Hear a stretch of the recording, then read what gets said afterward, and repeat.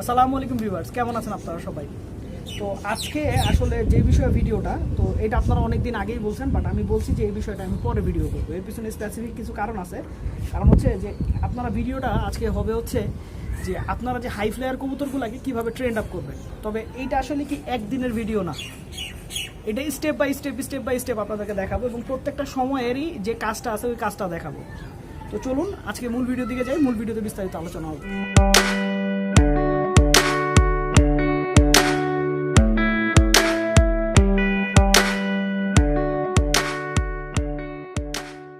আসসালামু আলাইকুম ভিউয়ার্স, মূল ভিডিওতে আপনাদেরকে স্বাগতম। তো এখানে আমার বেশ কিছু রেসিং কবুতর আছে, হাই ফ্লাইং কবুতর আছে। হ্যাঁ, তো এখন ব্যাপারটা হচ্ছে যে হাই ফ্লাইং কবুতরগুলার এখন তার মানে ট্রেনিংয়ের ফার্স্ট পার্টে আমরা আছি, ঠিক আছে? ফার্স্ট পার্টে আমরা আছি। তো ফার্স্ট পার্টে মনে করেন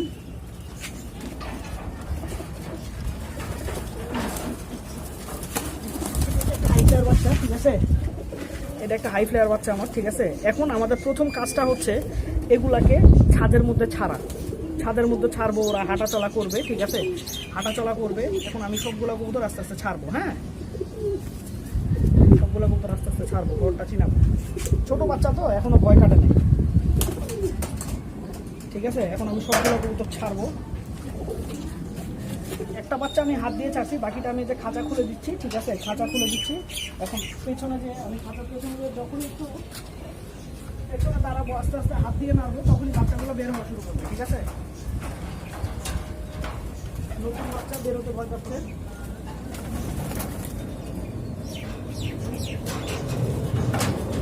এভাবে আস্তে আস্তে বের করতে হবে বাচ্চাগুলোকে, ঠিক আছে?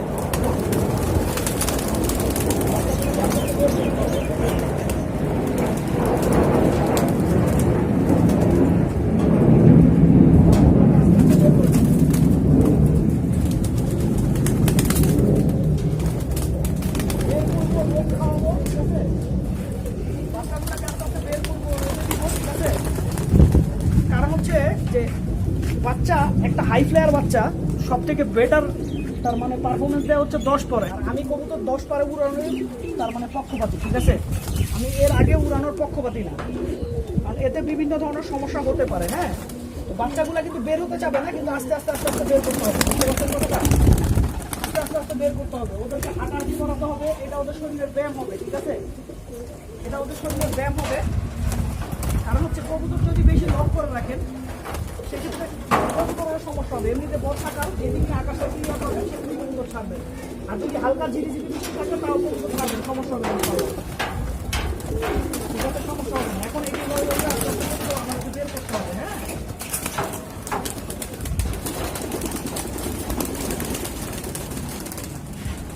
দেখেন সব ছোট ছোট বাচ্চা বের করতেছি।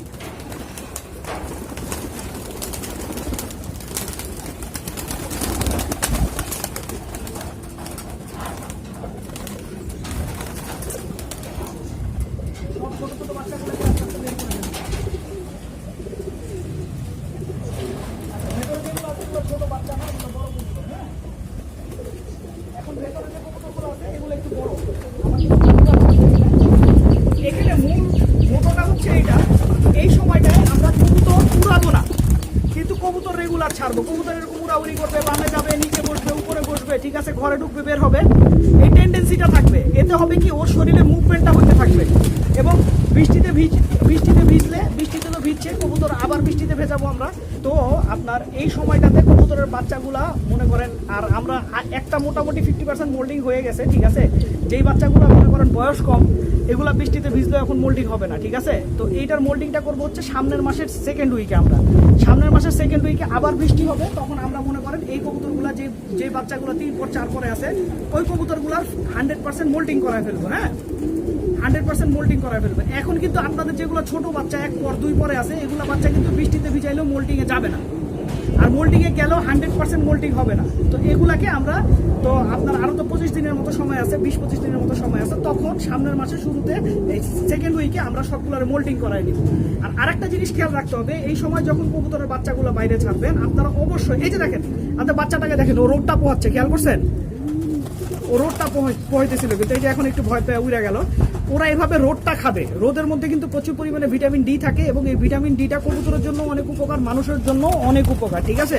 তো এখন আমাদের মূল মোটোটা থাকবে হচ্ছে কবুতরগুলোকে রোদ খাওয়ানো, ঠিক আছে, কবুতরগুলোকে রোদ খাওয়ানো, আর হচ্ছে কবুতরগুলো এরকম উড়াউড়ি করুক, ওদের শরীরটা ফ্রি থাকুক, হ্যাঁ। আর আমরা এগুলাকে উড়ানি স্টার্ট করব হচ্ছে আপনার এই সামনের মাসটা পুরো শেষ করে তারপরের মাস থেকে যদি মোল্ডিং কমপ্লিট হয়ে যায়। আর যদি তা না হয় তাহলে আমরা আরও হয়তো বা কিছুদিন ওয়েট করবো, তারপরে কবুতরগুলাকে মনে করেন ফ্লাইংয়ে নিব। কিন্তু এর আগে কবুতরগুলাকে এখন ছাড়তে হবে, ছেড়ে মনে করেন আপনার ঘরটা ভালো মতো চিনাতে হবে বাচ্চাগুলাকে। আর যেটা করতে হবে সেটা হচ্ছে যে আপনার খাবার দাবারের বিষয়ে বিশেষ একটা পরিচর্যা নিতে হবে।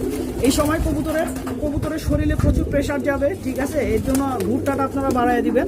আর আরেকটা জিনিস আপনারা খেয়াল রাখবেন, সেটা হচ্ছে যেদিন গরম বেশি হবে, যেমন আজকের দিনটা অনেক গরম, আপনারা যে কাজটা করবেন সেটা হচ্ছে লেবু আর অ্যালোভেরা খাওয়াবেন। লেবু আর অ্যালোভেরা কিভাবে খাওয়াবেন এই বিষয়ে আমার একটা ভিডিও আছে, ওই ভিডিওটা দেখে নিয়েন। আর আরেকটা সমস্যা এই সময়টা সবার হইতেছে কম আর বেশি, সেটা হচ্ছে কবুতরের বাচ্চাগুলো শুকিয়ে যাচ্ছে, ঠিক আছে। তো যেই কবুতরের বাচ্চাগুলো শুকিয়ে যাচ্ছে, এই কবুতরের বাচ্চাগুলো শুকিয়ে যাওয়ার পিছনে নির্দিষ্ট কারণ আছে। কারণটা কি আমি বলি, এই সময়টায় কবুতরের গ্রোথ হয় বেশি, বাচ্চাগুলোর গ্রোথ হয় বেশি, সেই অনুযায়ী পুষ্টিমানও লাগে। যদি পুষ্টিমান না দেওয়া হয় তখনই বাচ্চাগুলো এভাবে শুকায় যাবে। তো শুকানোটা অ্যাভয়েড করার জন্য আপনারা যে কাজটা করবেন সেটা হচ্ছে যে আপনার ভিটামিন দিতে পারেন, তবে ভিটামিনের থেকে বেটার হবে হচ্ছে পুঁই শাকটা দেওয়া। আর পুঁই শাক কেমনে খাওয়াবেন এই বিষয়ে আমার ভিডিও আছে, তো পুঁই শাকটা আপনার খাওয়ানোর চেষ্টা করবেন। আর একটা কাজ করবেন সেটা হচ্ছে খাবারের মধ্যে ভুট্টাটা একটু বেশি দিবেন, ভুট্টার গমটা একটু বেশি দিবেন, ঠিক আছে। আর এখন কিন্তু কবুতর উড়ানোর আপনাদের কোনো প্রয়োজন নাই, কবুতর উড়াবেন না, আপনারা চেষ্টা করবেন হচ্ছে ভুট্টা গমটা বেশি দিয়ে কবুতরের স্বাস্থ্যটা ডেভেলপ করে ফেলতে, হ্যাঁ। আর আরেকটা জিনিস আপনাদেরকে দেখাই, কবুতর এই সময় এরকম ছাদে ঘুরবে, হালকা পাতলা ইটের কণা নিজে বাইচা খাবে, ঠিক আছে। এই কারণে ছাদটা সবসময় পরিষ্কার রাখবেন, কারণ ইটের কোনা খাইতে গিয়ে যদি ময়লা খায় ফেলে তাহলে কিন্তু বদহজম হয়ে যাবে, খাবার হজম হবে না, তখন আরেকটা সমস্যায় পড়ে যাবেন। আর একবার যদি ফুড পয়জনিং হয় কবুতরে, সেক্ষেত্রে কবুতর মারাও যেতে পারে। আর যদি মনে করেন কোনো কবুতরের এরকম হয়ে যায় যে ফুড পয়জনিং হয়ে গেছে, এরকম আজে বাজে খাবার খেয়ে আপনি খেয়াল করেন নাই, কিংবা মনে করেন ছাড়ছেন, আপনার কবুতরগুলো ছাড়ার পরে মনে করেন বৃষ্টি নামলো, তো বৃষ্টির কারণে হয়তো বা ধাপড়ির নিচে ময়লা ছিল, ওই ময়লার পানিটা এসে পড়লো এবং ওই পানিটা কবুতর খাইলো, হ্যাঁ। খাওয়ার সাথে সাথে যে সমস্যাটা হবে সেটা হচ্ছে যে আপনার কবুতরের খাবার হজম হবে না, খাবারটা আর হজম হবে না, খাবারটা পেটেই থেকে যাবে। তখন আপনারা কি করবেন আমি এটা বলে দিচ্ছি, সেটা হচ্ছে আপনারা 5 ml কার্মিনা নেবেন, 5 ml কার্মিনা সিরাপ নেবেন। কার্মিনা সিরাপ নিয়ে ওই সিরাপটা কবুতরকে খাওয়াই দিবেন, ডাইরেক্ট 5 ml কার্মিনা সিরাপ খাওয়াই দিবেন। ও খাবারটা বমি করে ফেলে দিবে, খাবারটা বমি করে ফেলে দিলে আল্লাহর রহমতে ও সুস্থ হয়ে যাবে, হ্যাঁ।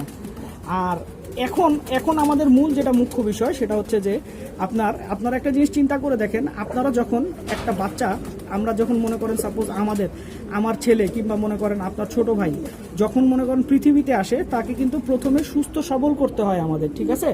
সুস্থ সবল মনে করেন একটা শরীরের গঠন তাদের জরুরি, তারপরে তারা হয়তো বা জীবনে ভবিষ্যতে ভালো কোনো কাজ করবে, ডাক্তার হবে, ইঞ্জিনিয়ার হবে, ঠিক আছে, কিংবা পাইলট হবে, যাই হোক, কিন্তু তার কিন্তু ছোটবেলায় শারীরিক বিকাশটা করতে হবে।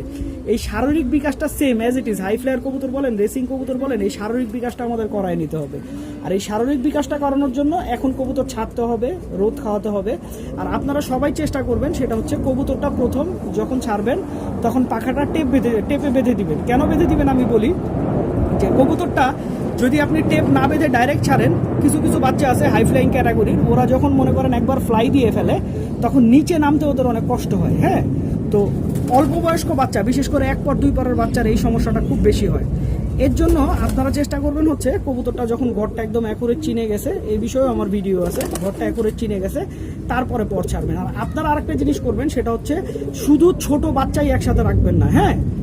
কিছু মাদি কবুতর রাখবেন, যেমন দেখেন এই বাচ্চার সাথে কিন্তু আমি মাদি কবুতর রাখছি, দেখছেন, এটা একটা মাদি কবুতর।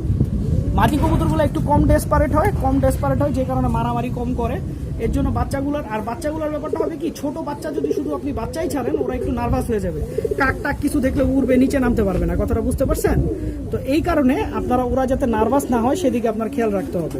এর জন্য কিছু মাদি কবুতর রাখবেন ওদের সাথে, মাদি কবুতর রাখলে দেখবেন ওরা রিল্যাক্স থাকবে, ঠিক আছে, ওরা রিল্যাক্স থাকবে। আরেকটা জিনিস খেয়াল রাখবেন সেটা হচ্ছে কাক কিন্তু এই সময় খুব বিরক্ত করবে, হ্যাঁ। কিভাবে কাক বিরক্ত করবে আমি বলি, ছোট একটা বাচ্চা মনে করেন আপনি ছাড়ছেন, কাক দেখে কবুতর, ছোট একটা বাচ্চা মনে করেন ছাড়লেন, কাক দেখে কবুতর ভয় পাইছে, হ্যাঁ, ভয় পেয়ে কবুতরটা উড়ে গেল আর নামতে পারলো না। এই কারণে আপনাদেরকে কাকের বিষয়ে আমার ভিডিও আছে, ওইটা দেখে নিয়ে কাক থেকে সাবধান, এই সময় কাক থেকে খুব সাবধান, ঠিক আছে।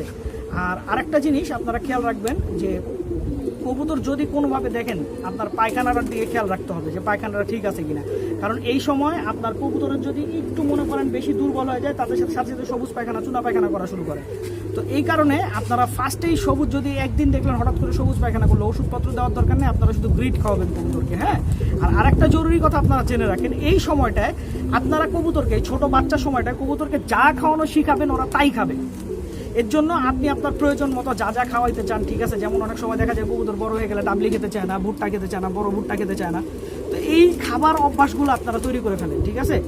তো ভিউয়ার্স, আশা করি এই ভিডিওটা আপনাদের সবারই অনেক কাজে আসবে, কারণ আমি এই ভিডিওটাতে যারা নতুন বাচ্চা লাগাবেন, ঠিক আছে, এবং মনে করেন সামনে হাই ফ্লাইং গেম খেলবেন কিংবা রেসিং গেম খেলবেন, আপনাদের সবারই এই ভিডিওটা অনেক কাজে আসবে। কারণ হচ্ছে এই কারণে কাজে আসবে, কারণ হচ্ছে এইখানে আমি কিছু খুব গুরুত্বপূর্ণ ছোট ছোট বিষয়ে আলোচনা করছি। আশা করি এই ভিডিওটা আপনাদের অনেক কাজে আসবে।